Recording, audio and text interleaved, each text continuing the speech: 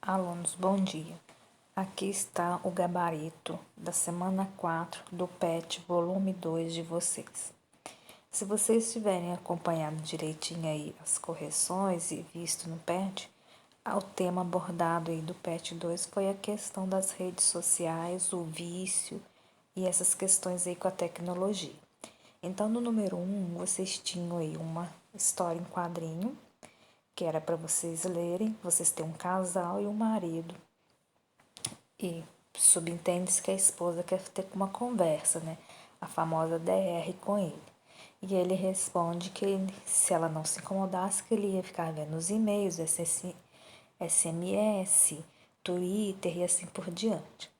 Então, na tira há uma forte crítica ao comportamento habitual da sociedade contemporânea, ou seja, o que vivemos hoje. Qual que é essa crítica? O uso excessivo e viciante das redes sociais e meios tecnológicos.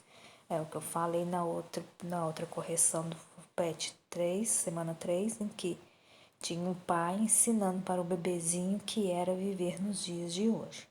Então é essa crítica aí. No segundo texto, vocês têm aí um texto jornalístico, que era para fazer a leitura, e em seguida responder a questão aí objetiva. Essa questão aí foi uma questão de concurso. Então, olha só, o texto publicado em uma revista de grande circulação na seção de carta do leitor, nele um dos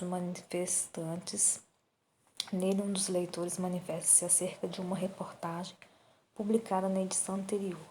Ao fazer sua argumentação, o autor do texto rebate o enfoque dado ao tema pela reportagem lançada nas Novas Ideias, a letra E. O que isso significa, gente? Carta do leitor é um espaço onde, num jornal ou numa revista, ou até mesmo revistas eletrônicas, é um espaço em que o leitor vai expor sua opinião sobre uma reportagem que foi feita na edição anterior.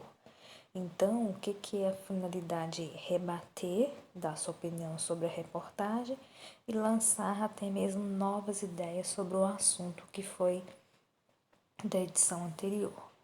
Aqui em azul tem até uma explicação que eu coloquei aqui para vocês. Podem estar lendo aí e anotando no caderno. Qual que é a intenção aí? Promover um debate acerca de uma determinada reportagem que foi vinculado à semana anterior, tá? 3. Considere as seguintes características. Então, vocês tinham aí 5 características sobre o gênero reportagem. Em seguida, perguntou, são estabelecidas para o gênero. Essa questão 3 aqui, gente, ela é uma questão, vamos dizer assim, que envolve o raciocínio lógico, não só a interpretação. Então, era sobre a reportagem. Quais que são as características que são estabelecidas entre elas? Quando cai esse tipo de questão, a gente vai pelo processo de eliminação. Veja bem, no enunciado 1, vocês têm aí, ó, texto expressionista. No 3, vocês têm o quê? Texto impressionista. Então, na letra A aqui embaixo, 1 e 3 já não combinam. Ou ele é expressionista ou ele é impressionista. As duas coisas ao mesmo tempo não dá. Então, qual que vai ser? A1 e A2. Veja bem, textos expressionistas de subjetividade exacerbada e na 2, predominância de forma narrativa e humanização do relato. Veja bem o que significa isso daí. A reportagem, gente, ela é diferente de notícia, tá?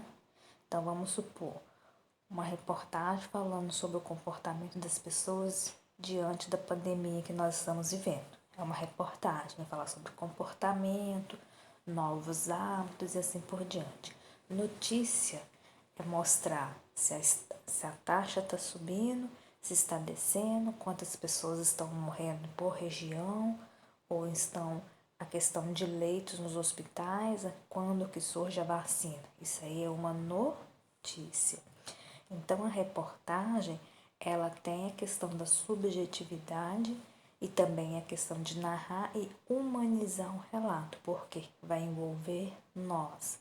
É como se estivesse contando uma história. Então, na questão 3, letra E. Na 4, são características do gênero reportagem.